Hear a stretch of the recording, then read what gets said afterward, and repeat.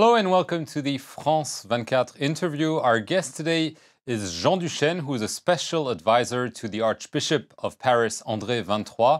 Welcome to the France 24 interview.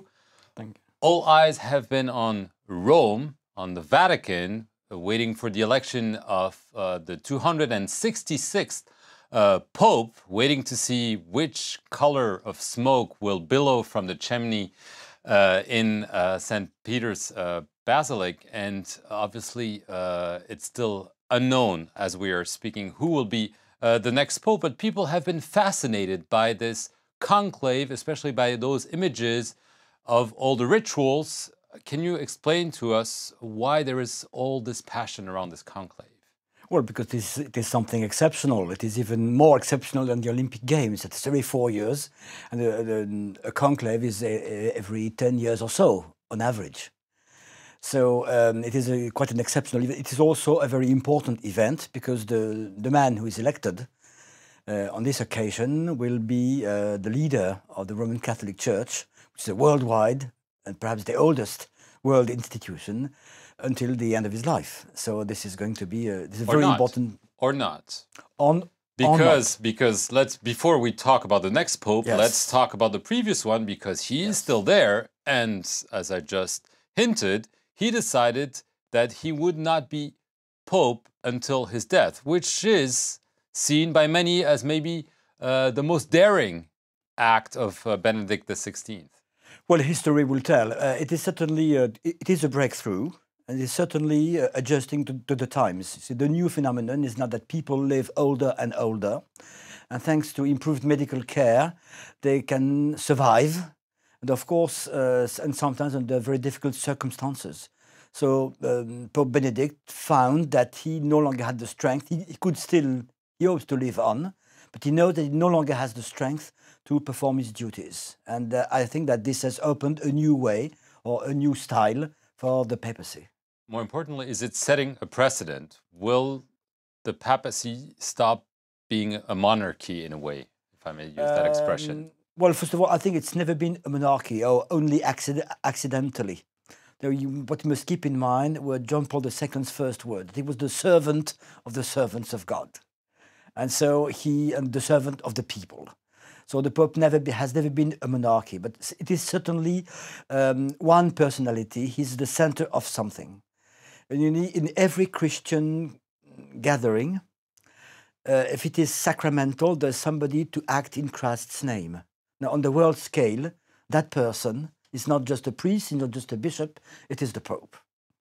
He's just like the priest for the parish, for the community, but this is simply on the world scale. But do you think that the next Pope will also maybe decide that he's too old, too tired, and do like Benedict just did? This will depend on the evolution of his health as he ages. And so he may die all of a sudden. He may choose not to resign. He may choose to resign. We don't know.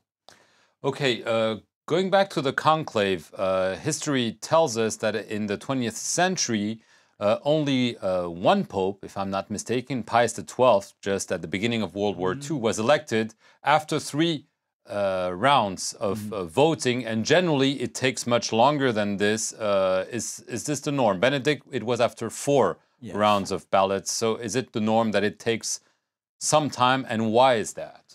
Well, it is quite understandable because first of all, there are no candidates. So the cardinals in the first round of voting, they choose freely. They vote for the man who they think will be the best to do that job. And of course, I suppose that there are perhaps half a dozen or more candidates or contenders or fellow cardinals who get votes. And then of course, they've got to make up their minds which one is the best. So that the election eventually is made by the cardinals who rally to one or the other of the major contenders. But of course, what may happen is that 2 blocks of comparable strength may emerge after several ballots, and therefore then this may go on and drag on until they find perhaps a 3rd man who would then become able to rally all the voters. But all this is unpredictable. Right, but we've seen that precedent for John Paul II, Exactly. who emerged from nowhere, if I may use that expression, because the main contenders were neutralizing themselves, and Yes, so you yes, could have a surprise pope. Yes, see, the longer it lasts, the more likely it is to be a surprise, if I Right. dare say. However, with there are 115 cardinals who are voting. More than half are Europeans, 60 if I'm not mistaken, and within those Europeans there are 28 Italians. So there is really still this Eurocentric and obviously even more Italian influence on the choice of the Pope, despite the fact that the 1.2 billion Catholics are much more evenly spread around the globe. Well, I think this is only part of the truth. I don't think there are any national blocs. Now, the national blocs are natural simply because the same group of cardinals speak the same language. So I think it would be more correct to speak of linguistic blocs. However, but there is no, as far as I know, there is no European bloc. And anyway, what is most important, what will be decisive, is not the origin of the candidate or the new pope or the color of his skin. The problem is who will, they will choose a man, they will not choose a flag.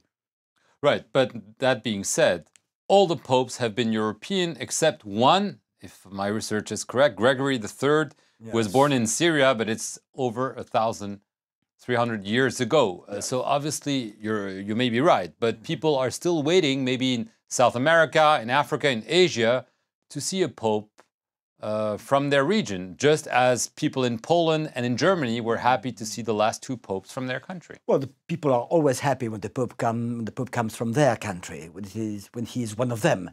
But actually, this will not be the criteria for the choice and for the vote. Say, who will be best able to symbolize and to foster unity across the diversity of the Church, which is, of course, fundamentally, historically European, mostly European, because it's made important inroads in the Americas, in Africa, and also in Asia, not to mention Oceania.